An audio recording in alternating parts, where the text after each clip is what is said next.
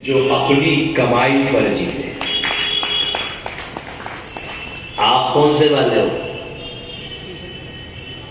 अपनी कमाई पर जीने वाले हो या बाप और बाप की कमाई पर जीने वाले? अपनी कमाई। क्योंकि जो लोग बाप और बाप की कमाई पर शौक पूरे करते हैं, अरे शौक पूरे करना है तो अपनी कमाई पर करो, फिर तुम्हें पता चलेगा कि खर्च करने का मतलब है। तुमने जो है बाप कमा करके लाता है, पिताजी मुझे जो है वो वाला मोबाइल चाहिए, वो कौन सा वाला? वो वाला। अब वो वाला मोबाइल चाहिए तो पिता ने तुम्हारी इच्छा को रखने के लिए तुम्हें वह 50,000 रुपए का मोबाइल दिला दिया, तो तुम्हें 50,000 रुपए की औकात क्या है? 50,000 रुपए की शक्ति क्या है? 50,000 रुपए की सामर्थ्य क्या है? तुम्हें पता। लेकिन जिस दिन तुम स्वयं 50,000 रुपए कमा करके फिर वह मोबाइल लेने के लिए जाओगे तो तुम्हें पता चलेगा कि वह 50,000 की कीमत क्या है। इसीलिए जिंदगी में आदमी किसी चीज की कीमत नहीं समझता, क्योंकि उसे लगता है कि सारी चीजें जो है मिल जाती है हमें, इसलिए उसकी कोई कीमत नहीं रहती है। लेकिन जिस दिन उसको तुम स्वयं सृजित करोगे, उसे अर्जित करोगे, उस दिन तुम्हारी कीमत उसे पता। आदमी की कीमत कब पता चलती है? बोलो, आदमी की कीमत कब पता चलती है? कमाएगा है? मरने के बाद कब पता चलती है? क्योंकि जो लोग दुनिया में जब तक जिंदा रहते हैं तब तक उनकी कोई कीमत नहीं करता। तानसेन जब गाता था तब उसकी कोई कीमत नहीं थी, लेकिन जब तानसेन इस दुनिया से चला गया तो आज कई जगह उसके नाम से अवार्ड दिया जाने लगा, कई रास्तों के नाम रख दिए गए, क्योंकि आज वह हमारे बीच में मौजूद। तुम बाप के नाम से धर्मशाला कब बनवाओ? अरे बोलो, तो तुम्हारी कीमत कब है? अरे बोलो ना बाबा। हाँ, जीते जी। इसीलिए कहा जाता है जिंदा हाथी लाख का, मरा हाथी 1.25 लाख। इसीलिए क्योंकि उसकी कीमत बढ़ गई, क्योंकि जो चीज नजरों के सामने होती है उसकी कोई कीमत नहीं होती है, लेकिन जब वह नजरों से ओझल हो जाती है तो उसकी कीमत बढ़ जाती है। बच्चे जब तक नजरों के सामने रहते हैं तब तक माँ बाप को उनकी कोई कीमत नहीं होती है, लेकिन 1 घंटे वह दिखाई ना दे, घर बड़ा सुनो सुनो लग रहा कितेगा, फिर वो जो है नानी के घर पे फोन करेंगे, बेटे को भेज दो, घर बहुत सुना सुना। और जब वह घर में था तो क्या कहते थे? बहुत उद्यमी है, दिन भर परेशान करके रखा है, इसने तो हमारी, कौन बोला, नाक में दम करती है। महावीर स्वामी, उसको देख करके तेरे को याद आया कि पैरवी छूना है। महावीर स्वामी जो है त्रिशला मां के गर्भ में थे,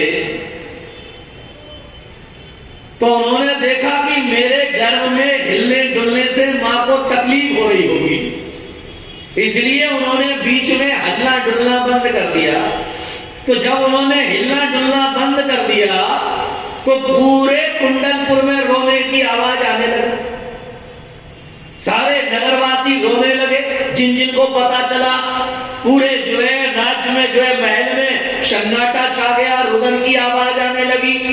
बालक वर्धमान ने सोचा ये तो उल्टा हो गया, हमने तो सोचा था कि मेरे हिलने से जो है माँ बाप माँ को तकलीफ हो रही होगी, इसीलिए मैंने हिलना बंद किया था। लेकिन इन्होंने जैसे ही मैंने हिलना बंद किया तो लोगों ने विचार करना प्रारंभ कर दिया, मर तो नहीं गओ, अभी तक तो हिल रहा हो, अभी तक तो आभास हो रहा था, लेकिन अब तो वह आभास भी बंद हो गया।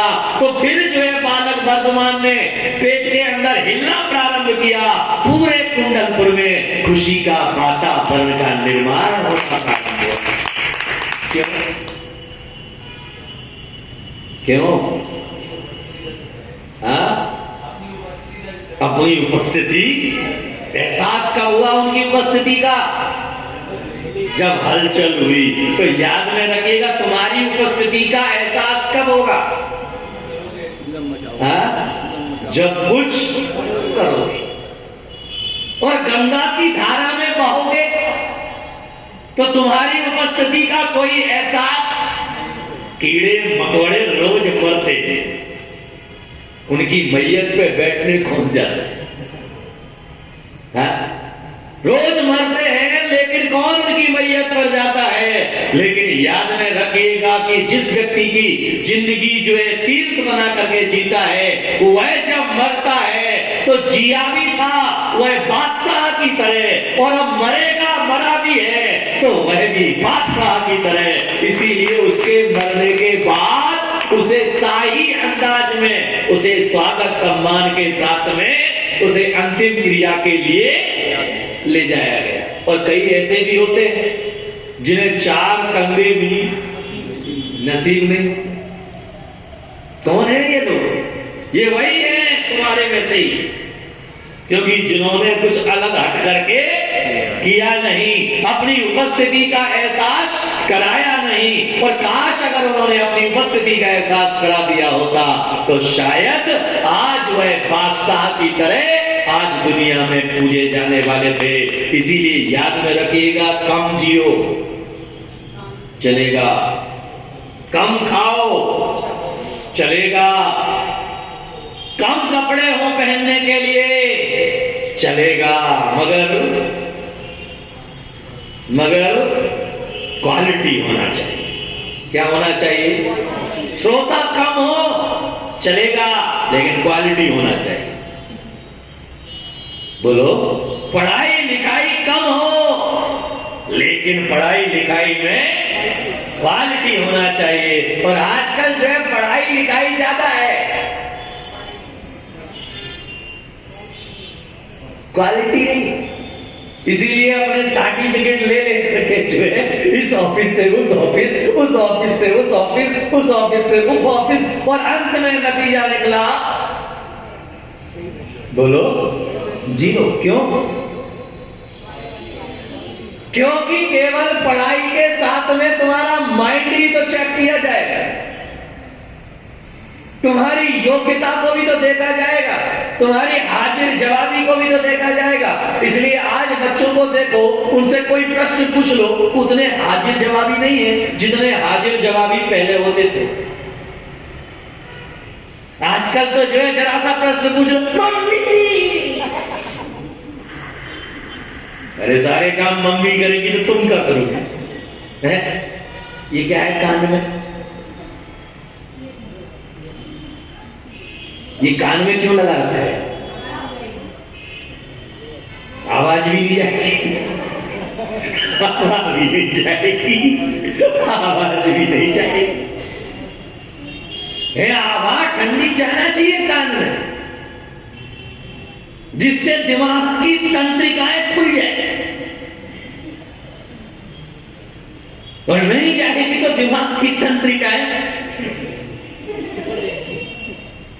जिस पार्ट का उपयोग नहीं होता है, जिस बॉडी पार्ट का यूज नहीं होता है, वह निष्क्रिय हो जाता है।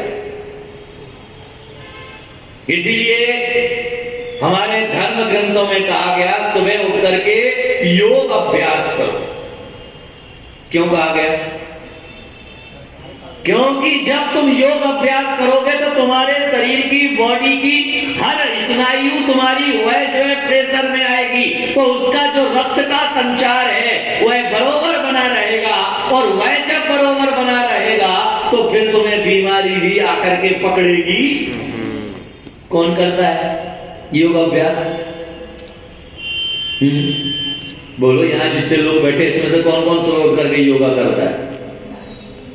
कौन कौन से आसन करते हो? रामदेव बाबा को देख देख के करते हैं। रामदेव बाबा को देख देख करके करते हैं। वो तो योगा कराते हैं। आदमी को नाम परिवर्तन चाहिए। भारत में योगा योग पहले से है। पहले किसी को कहा जाता था योग करो, वो कहता ये तो ऋषि मुनियों का काम है। और जैसे वह अमेरिका से लौट करके आया तो योग योगा बन करके आया। जब से जो है सब लग गए लाइन में। योग भारतीय नाम था, योगा विदेशी नाम है। जैसे ही योगा हुआ तो चलो, तो इसीलिए जो है जो पुराने आचार्यों के द्वारा संतों के द्वारा कहा गया है वह कहीं ना कहीं उसके अंदर सत्यता निहित है। तो इसीलिए मेहंदी रंग लाती है सूख जाने के बाद, मेहंदी रंग लाती है सूख जाने के बाद, पर व्यक्ति के व्यक्तित्व का पता चलता है उसके चले जाने के। तो जब तक तुम जिंदा रहोगे तब तक गालियां मिलेंगी। जब तक जिंदा रहो, सुभाष जी, जब तक जिंदा रहोगे बेटा तुम्हारे नाम से कचौनी बनाएगा। लेकिन जिस दिन मर जाओगे उस दिन जो है, क्योंकि अब तुम आने वाले नहीं, इसीलिए सारी दुनिया को दिखाने के लिए बाप के नाम से, देखो बेटा कितना बाप का सेवा भावी है, उनके मरने के बाद उनके नाम को अमर बना दिया उसने, पत्थर पे लिखवा के। किस पे लिखवा के? जिंदगी भर दिल पे तो लिखवा नहीं पाया, लेकिन पत्थर पर। आज अष्टमी का दिन है, अष्टमी का दिन है, और आप लोग बहुत समझदार हैं। आनंद यात्रा कितने बजे? 7 बजे। कौन बोला 6:45 बजे? क्योंकि जब आ जाओ तभी आनंद यात्रा। कब है आनंद यात्रा? जब आ जाओ तभी। जब समय मिल जाए तब भजन कर लो, नहीं मिले तो बढ़िया। क्यों सुभाष जी, तुमने कितना बड़ा टोपा लगा रखा है? आवाज आ रही मेरी? पूरी आ रही, सुनने में पूरी आ रही है।